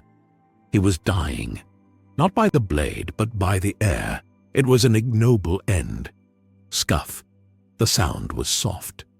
The stranger opened one eye. The child was sitting up. They were clutching their side, face pale and grimacing with pain, but they were moving. The child looked at the stranger. They saw the glowing veins. They saw the black blood. The child crawled across the cave floor. They dragged a tattered canvas bag with them. "Stay back," the stranger rasped. His voice was a ruin. "The sickness radiates." The child ignored him. They reached into the bag and pulled out a plastic pouch filled with a dark amber liquid. A tube hung from it, capped with a needle. Ran away. The stranger eyed the device. It looked like a tool of torture. "Poison." The child shook their head. They tapped their own chest, then pointed to the stranger. "Life." The child uncapped the needle. They reached for the stranger's arm. The stranger flinched instinctively, his muscles bunching. His skin was as tough as cured hide. A normal blade would snap against it. The child hesitated, seeing the density of the muscle. Then, with a determination that belied their size, the child gripped the stranger's forearm. They didn't try to be gentle. They jammed the needle down using their body weight. It pierced the skin. The stranger grunted. The child squeezed the plastic bag. The sensation was instantaneous and violent. It didn't feel like healing. It felt like bleach was being poured directly into his bloodstream. The stranger arched his back, a hiss escaping his teeth. The liquid burned, a cold chemical fire that raced up his arm and slammed into his heart. It tasted vile in the back of his throat, a metallic bitter flavor like sucking on a penny dipped in acid. "Ah!" He gripped the stone floor, his fingers carving grooves into the rock. The amber liquid fought the green glow. It was a war of chemistry. The radiation was being scrubbed, dissolved, forced out of his cells by the aggressive medication. For a minute, the stranger thought the cure would kill him. He sweated profusely, a cold, clammy sweat that soaked his leather armor. Then the shivering stopped. The green light in his veins faded, retreating back to the dull blue of his own blood. The crushing weight on his chest lifted. He took a breath, a deep, full breath that didn't rattle. The child pulled the needle out. They tossed the empty bag into the corner. The stranger slumped against the wall, exhausted but stable. He wiped the bile from his mouth. He looked at the child. The kid was panting, holding their cracked ribs. They looked small, frail, and dirty. Yet they had just pulled a god back from the precipice. "It tastes of death," the stranger muttered, the chemical bitterness still coating his tongue. The child gave a weak shrug. "It works." The stranger looked at his arm. The puncture wound healed instantly, leaving no scar. But the realization remained. He was not immune here. He was not above this world's laws. To survive, he needed their tools. He needed their chemicals. He was tethered. He reached out, his large hand trembling slightly, and placed it on the child's shoulder. He felt the heat of the fever in the small body, the fragility of the bones. "You are hurt," the stranger said. The child nodded. "Rest," he commanded softly. "I will watch." The child lay back down, pulling the oversized coat tight. Within moments, their breathing evened out into sleep. The stranger sat in the dark, listening to the wind howl outside the cave. He watched the entrance, the Leviathan Axe resting by his knee. He felt the cold seep into his bones, a reminder that even gods could freeze if they strayed too far from their own fire. He was a monster to his enemies, but to this child he was simply a shield, and tonight the shield had cracked. The return journey was silent. The stranger carried the behemoth's heart, the gravdrive core, in a sack made from the creature's own hide. It pulsed with a low rhythmic thrumming, vibrating against his back, echoing the beat of his own recovering heart. The child walked beside him, favoring their left side where the ribs were bruised. They were wary, eyes darting to the horizon, checking the clicking box in their pocket every few minutes. They reached the hidden valley as the sun began to bleed over the canyon walls. The great blast doors of the bunker stood open. A reception committee waited. 2 lines of paladins in pristine T-60 armor formed a corridor of steel. They stood at attention, their weapons held across their chests. "Honor guard?" the stranger asked, his voice gravelly. The chemical taste of the Radaway still coated his tongue. The child frowned. They tapped their nose. "Something smells." "I smell it too," the stranger murmured. "Be ready." They walked down the steel corridor. The paladins did not move. Their helmet lamps tracked the stranger as he passed, a dozen glowing eyes watching the predator in their midst. At the end of the hall, Elder Vance stood on the command platform. He was flanked by scribes in red robes holding data pads and scanning instruments. The stranger stopped at the base of the platform. He unslung the sack and let it drop. It hit the metal floor with a heavy clung. "The beast is dead," the stranger announced. "The prize is yours." Vance descended the stairs. He walked to the sack, opened it, and peered at the glowing blue device inside. The blue light illuminated his face, revealing a tight, predatory smile. "Remarkable," Vance whispered. "The energy output is, stabilizing. It's perfect." He motioned to a scribe who hurriedly collected the core and scurried away into the depths of the lab. "The door," the stranger said, crossing his arms. "Open the bridge. I have paid your price." Vance straightened his coat. He looked at the stranger. He looked at the axe on his back. Then he looked at the child. "You have," Vance agreed. "You have done a great service for the Brotherhood, for humanity." He took a step back. "But our mission is the preservation of technology, the safeguarding of mankind from dangerous anomalies." The stranger's eyes narrowed. The air in the room seemed to drop 10 degrees. "I am not an anomaly. I am a traveler. Open the gate." Vance shook his head slowly. "You are a biological impossibility. My medical scribes analyzed the blood from the interrogation room. Your cellular regeneration violates the laws of physics. Your weapon, it emits a cryo-signature that defies thermodynamics." The stranger reached for the axe handle. "I am leaving." "I cannot allow that," Vance said, his voice hardening. "If we let you leave, you take that power with you. Or worse, you fall into the hands of the Enclave or the Institute. You are a weapon of mass destruction, Spartan, and the Brotherhood does not leave weapons lying in the dirt." Vance raised his hand. Ka-thud! The sound was felt in the teeth. The massive blast doors behind the stranger slammed shut with a speed that shook the floor. Hiss! Pneumatic locks engaged. 6 steel bolts, each the size of a man's thigh, drove into the frame. The sound was final, absolute. It was the sound of a tomb sealing. The stranger didn't look back. He kept his eyes on Vance. "You choose death," the stranger growled. "I choose control," Vance countered. From the gantries above, automated turrets spun to life. Whirr! Red laser sights painted the stranger's chest. The paladins in the room raised their weapons. The stranger prepared to move. He would slaughter them. He would tear this metal cave apart, rivet by rivet. He tightened his grip on the axe. "Secure the asset," Vance barked. He wasn't looking at the stranger. He was looking at the child.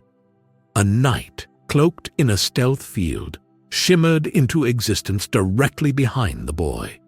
Before the stranger could react, a gauntleted hand clamped over the child's mouth. A stun baton crackled against the child's neck. The child convulsed silently and went limp. "Boy!" the stranger roared. He lunged. "Halt!" Vance shouted, "or the child dies!" The knight held a plasma pistol to the unconscious child's temple. The weapon hummed with lethal heat. The stranger froze. His momentum stopped instantly, his boots skidding on the metal floor. He stood 10 feet away, his chest heaving, the axe half-drawn. The rage boiled behind his eyes, hot and demanding.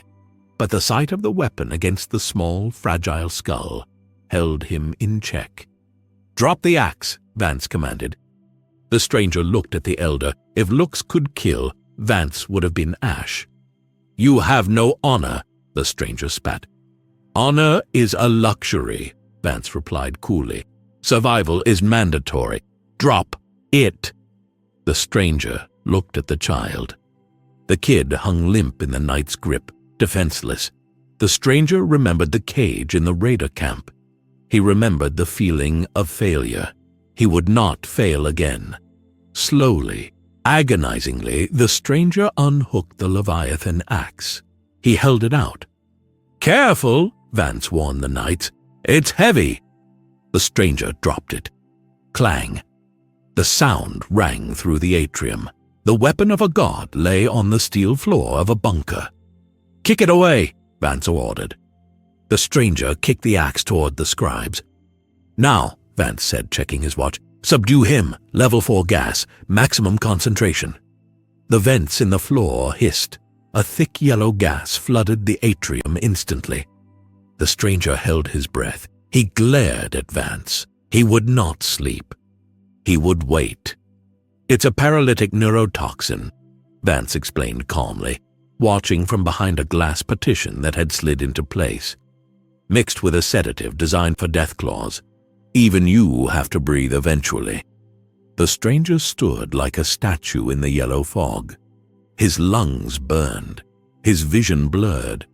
The radiation sickness from the quarry had weakened him more than he showed. His metabolism was already overtaxed. He fell to one knee. He kept his eyes on the child. He fell to both knees. The world tilted. The lights stretched into long, blurry streaks. The sound of the blast doors locking echoed in his mind. Kathud. "Take him to the containment lab." Vance's voice sounded distant underwater. "Strap him down. I want to know what makes a god bleed." The stranger hit the floor. His last conscious thought was a promise of violence so absolute that it would make the apocalypse look like mercy. Then the dark took him. The world was white, but it was not the clean, cold white of snow. It was a searing, blinding white that smelled of ozone and antiseptic. The stranger floated in a sea of this white. He could feel his body, but it felt distant, miles away, as if he were piloting a vessel made of lead through a storm of molasses. The drug, the neurotoxin, was a heavy blanket wrapped around his mind, smothering his will, dulling the sharp edges of his rage into a shapeless gray fog. Psst! Click. Whir. Sounds drifted in. Mechanical. Cold.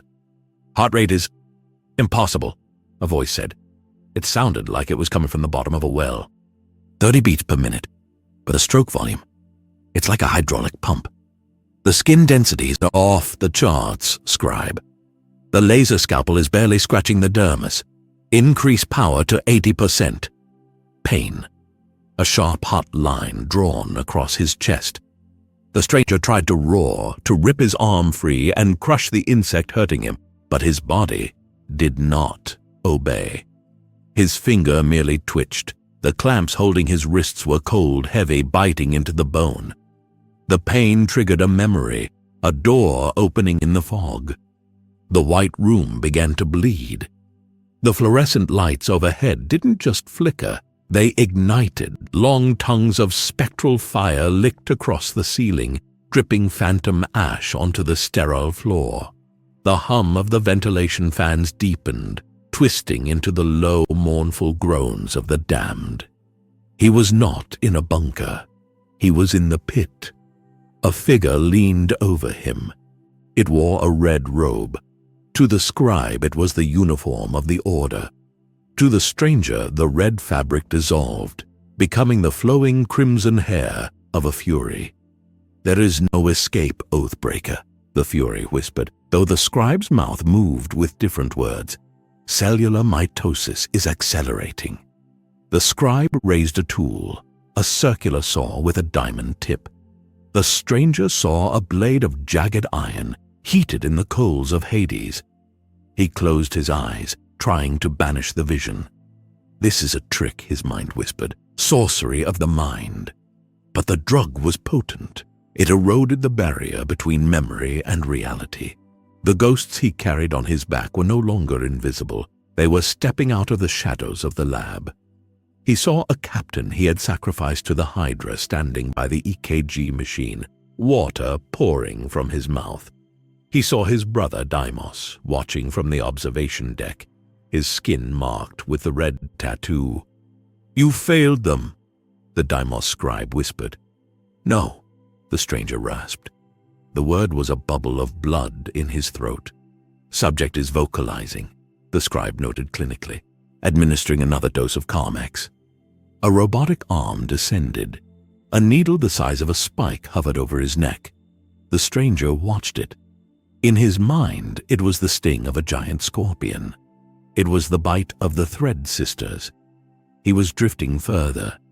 It would be easy to sleep, to let the fire consume the white room, to let the ghosts take him. He was tired, so tired of the fighting, so tired of the endless cycle of violence. If he slept, the pain would stop. Scuff, scuff. The sound was faint, barely audible over the roaring of the fire in his head when he turned. It wasn't a memory. He forced his eye open.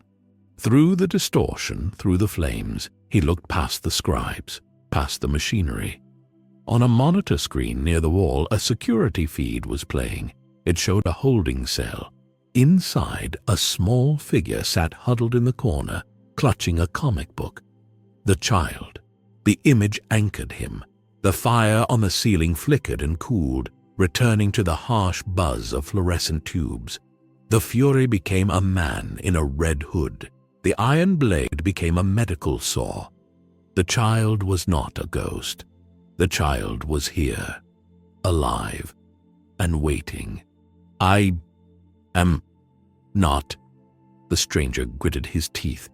The veins in his neck bulged, fighting the paralytic. "Heart rate spiking," the scribe shouted, stepping back. 100, 150. The stranger focused. Not on his strength. His muscles were still sluggish. He focused on his mind. He visualized the drug as a poison in his blood, an enemy army invading his territory. He mentally marshaled his white blood cells, his divine physiology, commanding them to attack, to purge, to burn the intruder. The heat returned. Not the heat of the fever, but the heat of the Spartan Rage. But he kept it internal.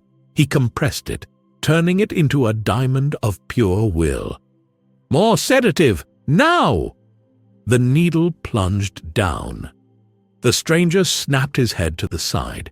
The needle missed his jugular, striking the tungsten table with a spark. He looked at the scribe. His eyes were clear. The fog was gone. "Done," the stranger whispered. He pulled. He didn't pull away from the table. He pulled in. He flexed his chest, his biceps, his shoulders against the restraints. Creak. The metal bands didn't break. The bolts anchoring the table to the concrete floor did. The heavy steel table ripped free from the ground with a sound like a gunshot. The scribe screamed.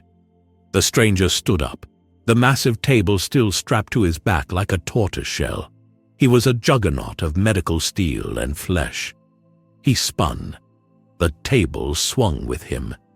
The edge of the steel slab caught the scribe with the saw. It threw him across the room, smashing him through the glass of the observation booth. "Subject loose! Security! Security!" The stranger ignored the alarm. He reached up with his left hand, grabbing the restraint holding his right wrist. He squeezed the lock. The metal groaned, warped, and snapped. His right hand was free. He ripped the other restraints off like paper. The table fell from his back, crashing to the floor with a heavy, deafening clang that shook the room. The stranger stood in the center of the lab. He was shirtless, his skin punctured with IV lines, his body a map of scars. He ripped the tubes from his veins. Blood sprayed, then stopped as the wounds knit shut instantly. Two Brotherhood knights burst through the door, laser rifles raised. The stranger looked at them. He tilted his head. The hallucinations flickered at the edge of his vision. He saw them as undead legionnaires. But he blinked, and they were just men in tin suits. "Stay down!" the knight yelled. The stranger walked towards them. They fired. The red beams burned his skin, leaving black scorch marks that healed seconds later. He didn't break stride. He reached the first knight. He grabbed the barrel of the rifle, bending it upward. The weapon exploded in the knight's hands. The stranger grabbed the knight by the helmet. He didn't squeeze. He headbutted him. Clang! The helmet dented inward. The knight dropped. The second knight tried to run. The stranger grabbed him by the back of the neck and threw him. The armored figure sailed through the air, crashing into the expensive medical mainframe. Sparks showered the room, mixing with the flickering lights. The stranger stood alone in the wreckage. The alarms were blaring, a rhythmic red pulsing light that washed over the white room. He looked at the security monitor. The feed was fuzzy, distorted by the damage, but he could still see the cell. "I am coming," he growled. He walked to the heavy blast door. It was locked. He didn't look for a key card. He punched the control panel, shattering the electronics. Then he dug his fingers into the seam of the steel doors. His muscles coiled. The floor beneath his feet cracked. With a roar of exertion, he forced the doors apart, the gears stripping with a screech that sounded like a dying banshee. He stepped out into the dark corridor. The ghosts were gone. There was only the hunt. The bunker was no longer a fortress of science. It was a dungeon. The emergency lights spun, casting long sliding shadows that stretched and contracted like breathing rib cages. Whoop, whoop, whoop. The alarm was a heartbeat of panic. Two knights, paladin distinctives painted on their shoulders, moved through the steam. They walked back to back, their laser rifles raised, sweeping the corridor. Their movements were jerky, stiff with adrenaline. "Thermo-optics are useless," the rear knight hissed, his voice trembling through the external speaker. "Too much steam. I can't get a lock." "Keep it tight," the lead knight commanded, though his own breathing was jagged, a harsh rasping sound amplified by his helmet speakers. "Ska. Command says he's unarmed. He's just a man. A man who threw a surgical table through a wall, sir. Cut the chatter." They advanced. Their boots slammed against the metal grating. Clank, clank, clank. To the stranger lurking in the latticework of pipes above, they sounded like children banging pots together. The stranger held his position in the shadows of the ceiling. His muscles were tight, not with tension but with readiness. He was barefoot, shirtless, and weaponless. He had never been more dangerous. He watched the knights pass beneath him. He could smell their fear, a sharp, sour scent that cut through the ozone and steam. They were blind in their metal shells. They trusted their sensors, their HUDs, their technology. They had forgotten how to listen. The stranger dropped. He landed silently behind the rear knight. No thud, just the soft flex of knees absorbing impact. He reached out, his hands, large and pale, wrapped around the knight's helmet. Contact! The warning was cut short by a sickening shriek of twisting metal. The stranger didn't snap the neck. He twisted the helmet itself, shearing the locking bolts, facing the visor backward. The knight flailed, dropping his rifle. Clatter. The weapon hit the deck, spinning away. The lead knight spun around. "Miller!" There was no one there, just the steam, and the rifle lying on the floor. "Miller!" the knight shouted, panic rising in his voice. He swept his laser aim wildly. "Show yourself!" From the darkness of an open ventilation shaft to his left, a hand shot out. It grabbed the knight's pauldron. The stranger didn't pull the knight into the vent. He used the knight as an anchor to launch himself out. He slammed into the armored figure, driving him into the opposite wall. The impact dented the steel bulkhead. The knight tried to bring his weapon up, but the stranger was too close. He jammed his knee into the knight's midsection, crushing the armor plating, then drove his elbow into the faceplate. The glass shattered. The knight slumped. The stranger stood over them. He did not kill them. He disabled them. A broken leg here, a crushed servo there. He left them moaning in the dark, stripped of their power, trapped in their own iron coffins. He moved on. He hunted through the corridors, a ghost in the red light. He found a squad of 4 setting up a barricade. He flanked them through a maintenance tunnel. The lights flickered off for 3 seconds. When they came back on, the barricade was unmanned and 4 laser rifles lay on the ground. Clatter, clatter. The sound of dropped weapons became the melody of his progress. It was the sound of surrender. He reached the heavy blast door marked Evidence, Confiscation. Electronic locks sealed it. A keypad glowed red. The stranger didn't have the code. He didn't have time. He placed his hands on the wheel of the door. He didn't turn it. He pulled. The metal groaned. The locking mechanism screamed as the bolts were bent inside their housing. He roared, a short, sharp expulsion of breath, and ripped the wheel mechanism clean off the door. He kicked the steel slab.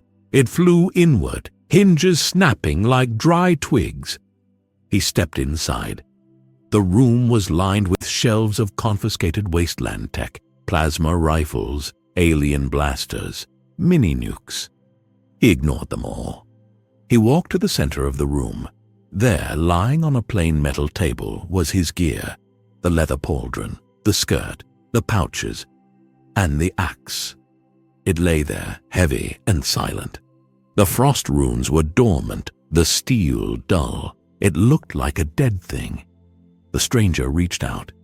His fingers brushed the hilt. Thrum. The sound wasn't audible. It was felt. A resonance that traveled up his arm and settled in his chest. The runes flared to life, a brilliant icy blue that cut through the red emergency lighting. Frost instantly crystallized on the metal table, spreading outward in a jagged web. He gripped the handle. The weight was perfect. It wasn't just mass. It was balance. It was an extension of his will. The stranger closed his eyes for a second, exhaling a breath that turned to white mist in the suddenly freezing air. He swung the axe. A test. The air whistled, slicing clean. He felt the shift. He was no longer a prisoner. He was no longer a fugitive. He was Kratos. He strapped the pauldron onto his shoulder, the leather groaning as he tightened the buckles. He secured the axe to his back. The familiar magnetic snap of the weapon locking into place was the most comforting sound he had heard in days. He turned to the door. A scribe stood there, frozen, holding a clipboard. He had likely come to catalog the items. He stared at the Spartan, eyes wide, trembling. The stranger looked at him. The blue light of the axe cast long shadows across the stranger's scarred torso. "The boy," the stranger said. His voice was a grinding stone. "Where?" The scribe couldn't speak. He just pointed a shaking finger upward, toward the flight deck. "Run," the stranger commanded. The scribe dropped his clipboard. Clatter. He ran. The stranger stepped out of the armory. The hunt was over. The war had begun. He moved toward the stairs, and this time he did not bother with stealth. He let his boots strike the metal heavily. He wanted them to hear him. He wanted them to know that the heavy breathing in the dark was getting closer. The stranger burst onto the flight deck. The heavy steel door flew off its hinges, tumbling across the wet concrete like a leaf in a gale. The noise was deafening. In the center of the silo, a vertibird gunship was spooling up. Its twin rotors chopped the air with a violent, rhythmic thwup, thwup, thwup that vibrated in the stranger's teeth. The downdraft was a physical wall, whipping the rain into stinging horizontal sheets. At the loading ramp of the aircraft, Elder Vance was shouting orders to a squad of paladins. He clutched a reinforced metal case to his chest, the grav drive core, the key to the bridge, the way home. "Go! Go! Get us in the air!" Vance screamed, his voice barely audible over the turbines. He saw the stranger. Vance's face went pale, illuminated by the flashing red navigation lights of the ship. He scrambled up the ramp, slipping on the wet metal. "Kill him! Fire everything!" Two paladins in T-60 armor turned, leveling their Gatling lasers. The stranger didn't break stride. He was a force of nature now, a blur of leather and pale muscle moving through the rain. The lasers spun, whir.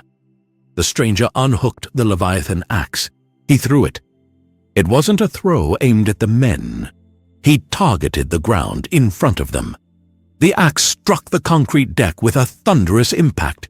Instantly, a shockwave of glacial ice exploded outward. The puddles of oily rain froze in a heartbeat. The paladins, their boots locked to the ground by the sudden freeze, lost their balance. The heavy recoil of their weapons sent them sliding backward, their laser fire arcing uselessly into the sky. The stranger recalled the axe. Snap! It returned to his hand, cold and heavy. He charged past the slipping knights. He had eyes only for the ship. The vertibird lurched upward. The landing gear left the ground.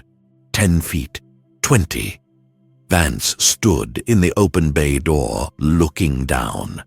He clutched the case tighter. He was escaping, and he was taking the stranger's only hope of leaving this gray, dying world with him. "You are too late, Spartan!" Vance yelled, the wind snatching his words. "The technology belongs to the Brotherhood!" The stranger skidded to a halt at the edge of the silo. The heat from the engines blasted his face, smelling of kerosene and burning chemical accelerants. He gripped the axe handle. The runes glowed brightly blue, humming with potential energy. He calculated the distance. He could hit the rotor. He could bring the bird down. But if he did, the crash would destroy the core. The delicate machinery inside the case would shatter. The portal would be lost forever. He hesitated. For a single heartbeat, the god of war stood frozen into the rain. If he let Vance go, the Brotherhood would use the tech to dominate the Wasteland, to enslave the weak, like the child. If he struck, he stranded himself here, in a world of rust, a world without magic, a world where the air itself was poison. He looked at the open bay door. He saw the crate. He saw the hunger in Vance's eyes, the same hunger he had seen in Ares, in Zeus, in Odin, the hunger for dominion.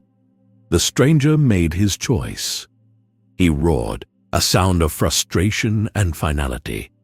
He drew his arm back and hurled the Leviathan Axe. It did not fly straight. It curved, guided by his will, spinning like a disk of blue fire against the black rain. It bypassed Vance. It struck the starboard engine turbine. Crack, boom. The axe sheared through the engine housing. The turbine exploded.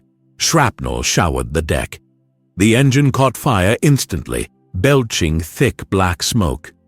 The vertibird lurched violently to the right. The rhythmic thwop-thwop turned into a screaming mechanical whine. "No!" Vance shrieked, losing his footing. The aircraft spun out of control. It didn't gain altitude. It hammered downward. The tail rotor clipped the edge of the silo wall, shattering into metal confetti. With a groan of twisting steel, the gunship slammed onto the far side of the flight deck. It rolled once, crushing the wings, before coming to a rest upside down. The fuel tanks ruptured. Woomph! A fireball rolled across the deck, a wave of orange heat that instantly evaporated the rain. The smell of burning fuel was overwhelming, thick, cloying, and toxic. The stranger stood shielding his eyes from the glare. The axe flew back to him through the flames, hot to the touch. He looked at the burning wreckage. The metal case containing the core was somewhere in that inferno. The heat would be melting the circuits, fusing the glass. The bridge was burned. The stranger lowered the axe. He felt a hollow ache in his chest, not from injury, but from the closing of a door. The silence of the north was gone forever. He was grounded. The stranger walked into the fire. The flames licked at his boots, curling around his shins, but he did not feel them. His skin was toughened by dragon fire and magma. Burning aviation fuel was a nuisance, nothing more. He kicked aside a piece of the fuselage. "Boy," he called out. His voice was rough, choked with smoke. He scanned the wreckage. The cockpit was crushed. The troop bay was a twisted cage of aluminum. He found them near the tail section. The knight who had held the child hostage lay broken, thrown clear by the impact. The stealth field flickered erratically, sparking against his armor. A few feet away lay the child. They were small, so small against the backdrop of such destruction. The oversized coat was singed, the edges smoldering. They lay face down on the wet, warm metal. The stranger dropped to his knees. The movement was heavy, burdened. He reached out and turned the child over. The child's face was covered in soot and blood from a cut on the forehead. The eyes were closed. The chest. The stranger placed his large, calloused hand on the small chest. He waited. Thump. Thump. Faint. Threadbare. But there. The stranger let out a breath he didn't realize he had been holding. It rushed out of him, a mixture of relief and exhaustion that nearly bent him double. He scooped the child up. The weight was negligible, lighter than his axe, lighter than the armor he wore. Yet, as he held the small body against his chest, shielding it from the rain, it felt incredibly dense. It carried the weight of responsibility, the weight of a life that relied entirely on him. It was a weight he had sworn never to carry again. A groan from the wreckage. The stranger turned. Elder Vance was crawling out of the burning fuselage. He was a mess. His coat was burned away, his uniform shredded. One leg dragged uselessly behind him, the bone shattered. His face was a mask of blood and burns. Vance clawed his way across the deck, leaving a trail of red smear. He looked up and saw the stranger looming over him, the child in his arms, the silhouette of a monster backlit by the flames. Vance stopped. He rolled onto his back, gasping for air. He reached for his sidearm, but the holster was empty. He looked at the stranger. He expected death. He braced for it. "Do it," Vance wheezed, blood bubbling on his lips. "Finish it, barbarian." The stranger looked down at the man. In the past, he would have. He would have crushed the elder's skull. He would have ripped him apart to ensure he never threatened anyone again. The red mist of Sparta would have demanded it. But the red mist was gone. The cold clarity of the north remained. The stranger looked at the broken, pathetic figure on the ground.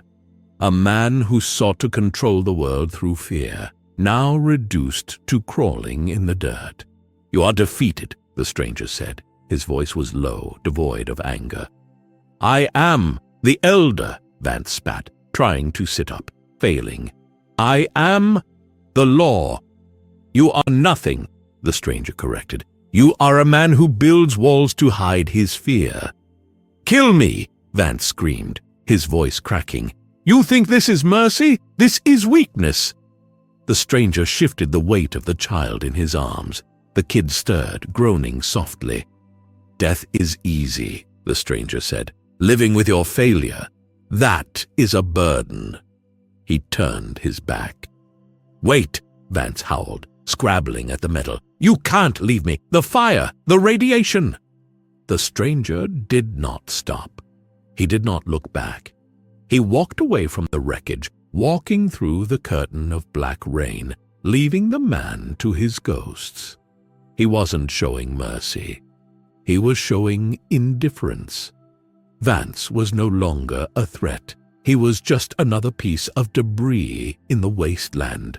The stranger kicked open the access door to the elevator. He needed to get the child to fresh air. He needed to get away from the smell of burning dreams. The elevator ride had been long and silent. Now, they stood at the precipice. The bunker entrance lay behind them, a dark mouth in the mountain. Before them lay the world. The stranger sat on a flat rock, sharpening the blade of the Leviathan Axe with a whetstone he had scavenged. Shk, shk. The sound was rhythmic, meditative.